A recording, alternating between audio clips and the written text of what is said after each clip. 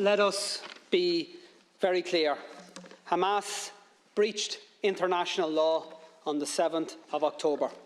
Hamas targeted innocent civilians in the most callous and inhumane manner, and their actions have been rightly condemned by right-thinking people across the world. But we should also be very clear. Israel has breached international law, not just on every day since October the 7th, but virtually every single day for decades.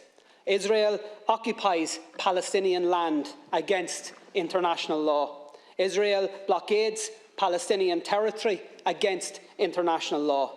Israel builds and expands illegal settlements against international law. Israel enforces an apartheid system that restricts the movements of Palestinians and denies their fundamental rights against international law. And Israel regularly and systematically attacks and kills Palestinian civilians against international law. So the question that must be answered by all of us in political life is this: how does the world respond to flagrant abuses of international law? When it comes to the horrendous war crimes of Hamas, the response was very clear and very consistent. World leaders queued up to say Israel has the right to defend itself. One after another repeated the words, the great and the good, including our government: Israel has the right to defend itself. Repeated in statement after statement, tweet after tweet, despite the full knowledge that those words have become contaminated. The words "Israel has the right to defend itself" means in practice that Israel takes that right as licence to bombard civilians, to bomb schools, hospitals and other civilian infrastructure. And it has now been taken as licence to enforce the displacement of 1 million people from one end of an open-air prison to another, to deny food, energy, medical supplies to a besieged civilian population, to actually deny them water, to ensure that children, the sick, the disabled, the elderly will literally die of thirst.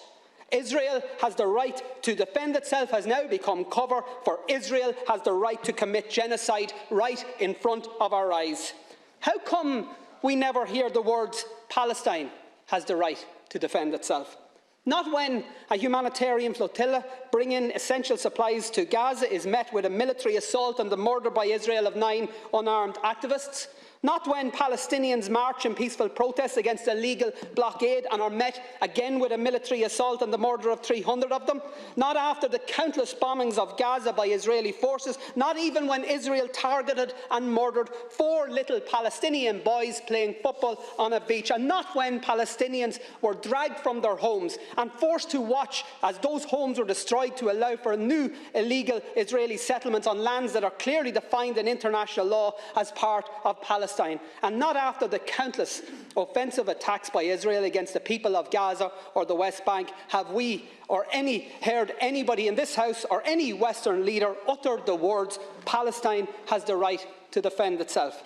And why not? And by the way, I'm not asking you to say those words, and in fact it's just as well you don't, because we all know that the people of Palestine can't defend themselves. Not against one of the most powerful military forces in the world that is backed up by even more powerful military forces.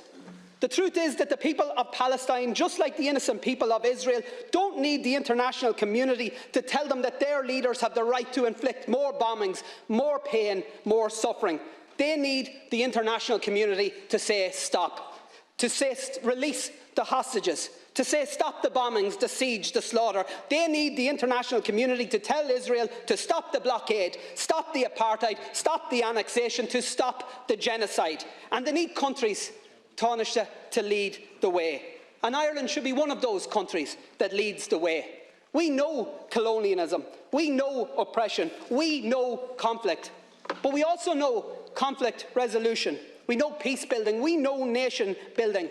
And because of what we know, what our history has taught us, our call tonight must be clear: immediate, full and unequivocal ceasefires, and a decisive international intervention that leads to negotiations and to a lasting and just peace settlement, and to, at long last, to a free, sovereign and independent Palestine.